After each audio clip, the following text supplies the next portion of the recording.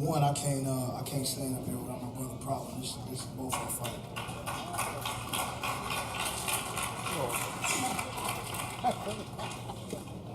I just want to tell a little short story about me and where I'm from and where I come from and what I represent. Standing before you today, you have very affiliated gang member from West Side, Cedar Block, Compton, Piru, that's me. And then you have one of my best friends in life who is out of West Side, Piru, but doesn't bang and been non-affiliated, and we're in the same position as far as our platform and, just reaching people. That right there should let you know, how thin the line is in the streets, For some of us, we got a choice, and if we're strong enough, we make the right choice. Like him, I would say that he's a little bit stronger than me for, not letting, the hood pull him into, the trap that we know as gang banging. TC came up here and told y'all, gave y'all a little bit of history that I know that not everybody knows. And started over things in the playground just as small as leather coats. And it wasn't about killing each other. See, if you're African American and you know anything about African Americans and you know anything about the African people, black people as a whole, then you go back to the beginning of time and you understand that we were a peaceful people. Strong, happy, dancing, non-violent within the confines of ourselves as people. It wasn't until, we were violated, taken from our home and brought here to, do the devil's work for none other than the devil, that we got confused. And once they put us here and they, rationed food and resources, and then they put food and resources, the ones that were able to keep the food and resources, they look like food to us. And so that's where the division came from. And, years and years later, we are here today, killing ourselves. For me, I say that Black Lives Matter, number one, because I'm black, my children are black, and Black lives do matter. But I will say on the same accord, I grew up in a foster home, and over decisions that my father made, where I seen the Child Welfare Bureau come and take me and my sisters out of the home and split us up. So we grew up different, and me in my foster home, I was the only black dude in my foster home. I grew up messing with him. And, if a tear falls, it's because,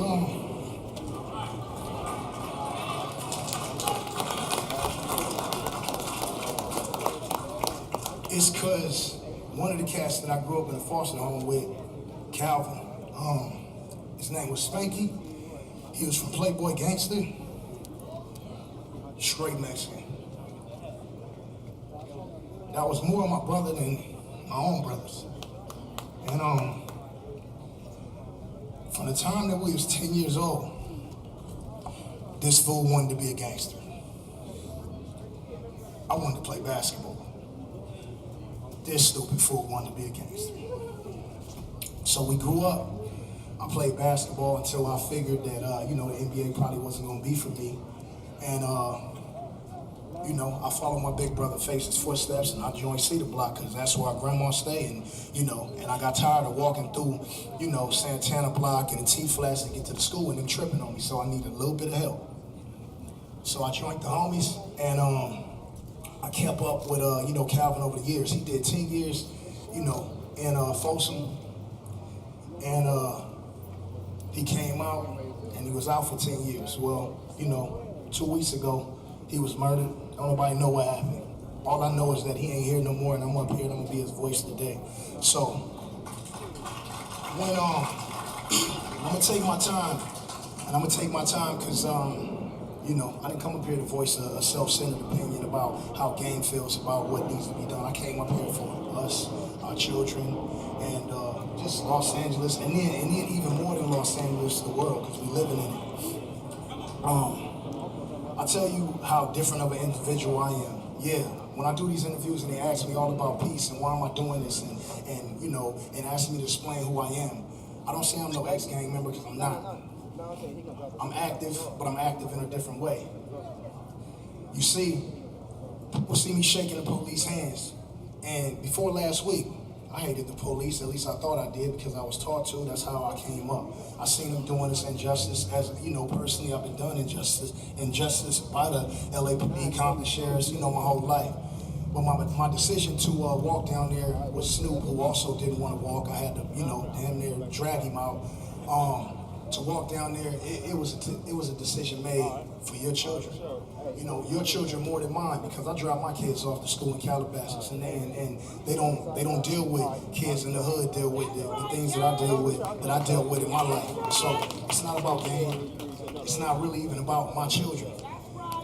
It's about yours. And I love them, and I'm out here with them, and I was one of them, and I understand that before laws get passed and signatures are signed and all that, that takes years. It's about what we gonna do right now, today. I'm not gonna stand here in front of you and pretend to be a preacher or a pastor. I take tutelage and I get my wisdom from, the Honorable Louis Farrakhan, and I don't have to be a Muslim to do that, and I am empowered. I'm empowered by the FOI and the Muslim community, as, the pastor of my church is Bishop Noel Jones, so I don't have to make a decision to be with this person or that person. I take wisdom from whoever gonna speak it. Aside from the Honorable Minister Louis Farrakhan, Minister Tony Muhammad, Brother Rizza Islam, Kamal Muhammad, I also take tutelage and wisdom from my homies. The big wise who gonna sit here humble, I speak for you. All my big homies over here, D-Dog, Braze, Wacko, and these is all Westside Perus. These are the type of gang members, OGs, big homies that we all need. The ones that try to keep me out the streets, that told me I had a voice. I gave Wacko my demo, he listened to it, and told me, you gonna make it, huh? On the other side of them, dudes that's with me every day, my family, my brother. 3 Crips right here. I walk with them every day, I stand with them every day, I eat with them, they pick up my kids. And I didn't grow up, that wasn't supposed to happen. When I grew up, Crip or not, blood or not, if you had on blue, you was getting shot, chased down, beat down. If you had on red, same thing. When I came into my rap career, my first song I ever dropped said Crip niggas, blood niggas, essays, Asians, Dominican, and so forth. And I want to say that I did have a hand in bringing peace back amongst each other. So I'm getting wisdom from, my big homies every day. I'm walking with Crips every day who protect my life, protect my kids, walk with me. And they not on no picky roll and nothing like that. I look out for them when I can. I'm just trying to help. I talked to my big homie Bone. I got another one of my big homies in the back. If you turn around, that's one of my OGs in the burgundy suit right there. Ain't never steered me the wrong way. He gonna be humble. He ain't gotta be up on the stage. I do the talking for you. Anybody that know game, I'm a passionate brother, man. I love my city. I love it as a whole. I'm not scared. And if there has to be a life taken to get the point across, I give mine. I done seen my homies, brothers, people who I don't know, strangers on the TV, on the cameras. I seen them give theirs. And I'm here to fight this war with y'all. I'm not scared at all of anything.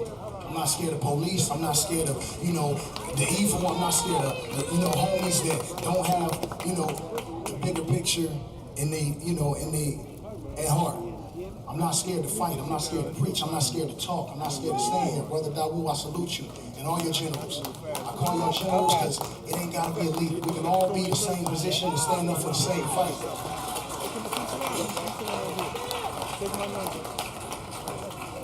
I ain't gonna take too much of y'all time, but I will say that, there's a lot of naysayers, a lot of haters, a lot of people that don't want us in here, don't want me up here. They're gonna get on my Instagram and they're gonna say, oh, you sold out. Well, fuck you, homie.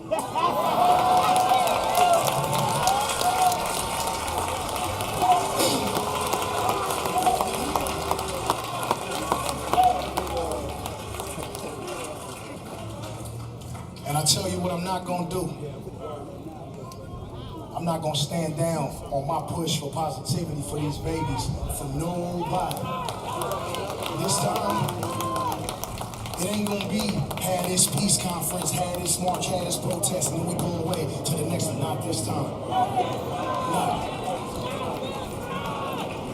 This time, I'm gonna lead by example, and not to, minimize anyone in here. But I got one of the biggest social media-driven platforms in this room and outside of this room, and I'm using mine for a different cause. You see, because every time I take a picture or post a picture or press a button to send it out to these fans, I make that decision. It could be of a gun, I got one. It could be of some weed, got plenty. But for the last 10 days, it's been all positivity. That's it. And so, what I'm starting to see is our youth and these kids that follow me, the same ones that say, "Gang, let me hit that, pass me that." And we laugh about it. And I say, if you see me, I'll pull up and let you hit it. Now I'm seeing them same kids say, "Gang, I don't have a father, I don't have a voice. What you doing is love." With the prayer hand emoji, because that's how these kids is getting down these days. So again, before I wrap up, and I'm gonna let Problem speak because he got a few things that he want to say, a few things that's on his mind, is that I talked to my homie Bone for 4 hours yesterday. He in the penitentiary, been moving around in the penitentiary for, probably 35 years, 30 years. I'm only 36, so he's been in there since I was 1. I got an open line of communication with him and been had one since the beginning of my career, which is 14 years. He's still fighting to get out. Maybe he will one day, maybe he won't, but I'm a voice for him and I'm gonna speak. And I'm gonna say this, and everybody that been incarcerated, from Whack to Wacko to Braze, D-Dog just got out. Raise your hand, D-Dog, so y'all know. It's my big homie. Don't nobody in jail want to be in jail. Nobody. Not the killers, the murderers, the robbers, the thieves, the rape. Nobody in jail want to be in jail. Almost as soon as you get to jail, as soon as they process you in, you start looking at the calendar, telling the other homies when you about to get out, or what you about to do, or what appeal you got to make. S-Mac, I see you. Why don't we think about that before we go in? You know you don't want to be in there. Why you trying so hard to get in there so that you can say you want to get out of there? That sounds stupid to me. The killers. Anybody in here who's ever picked up a gun and shot at anything? I raise my hand and say I have. I ain't the best shooter, luckily. All the killers. Everybody want to kill. I kill you, homie. I kill this. I kill Krabs. I kill Slot. I kill. But ask the same nigga with the gun if he ready to die. And they gonna say no. So if you ain't ready to die, and he ain't ready to die, why you gonna shoot him, homie? He ain't ready to die. And are you gonna be ready to die when the gun is pointed at you? No. And let's be men. When it's a gun pointed at you, and it's cocked back, and the only thing standing between you and the gun is God, why you wait till then to start praying, wishing, hoping? It only takes a second to lose your life. Matter of fact, we can't control it all. Somebody gonna lose their life today, but I'm praying and I'm hoping it ain't nobody in this room, or it ain't nobody watching that screen outside.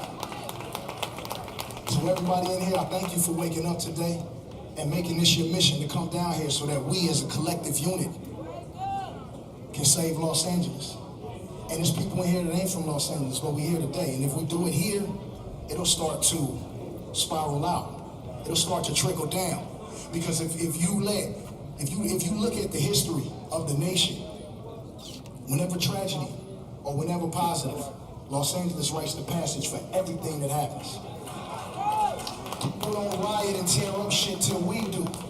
If you notice, people ain't gonna be positive and stop killing until we do. This is LA, this is one of the biggest, best cities in the world. Not just the nation of America, in the world. And from this day out, politicians, mayors, President of the United States, all of them gonna be held accountable. Everybody. But before we do that, we gotta hold ourselves accountable as people. I ain't come here asking for no money. I didn't come here asking for you to do nothing except give me an ear and hear me out and hear everybody else out on this panel, the speakers, the people that are intervention seekers, the people that want to save your kids, save mine. And I got a goal. My goal is that in 10 years, my daughter's 5, 13 years, when she turns 18, I want her to walk out the door and I want it to be a little bit more safer, just a little bit. Because I don't like what I'm seeing on the news, I don't like what I'm seeing in the streets. I don't drive around LA with security. I don't ride around with a gun no more because I ain't trying to go to jail. I ain't trying to get pulled over and I ain't trying to reach for mine or they reach for. I'm not trying to do that. I drive around the city like a black man is from it and ain't nobody gonna take it from me.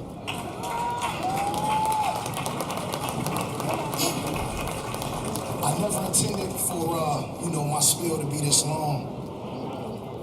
But if this is happening today and I'm on this stage today, I want to speak right now. And I want to say that I love everybody inside of this room and the ones that weren't able to make it, the ones that are sitting down, whichever camera is pointed at me that's servicing the people that are sitting in the chairs. I love you. I love you. And I think that those 3 words get lost in translation amongst people across the world. So yeah, Black Lives Matter. I'm black. It does. But you got a whole lot of other people out here and their lives matter to them too. And go a step further. Let them know that their lives matter too.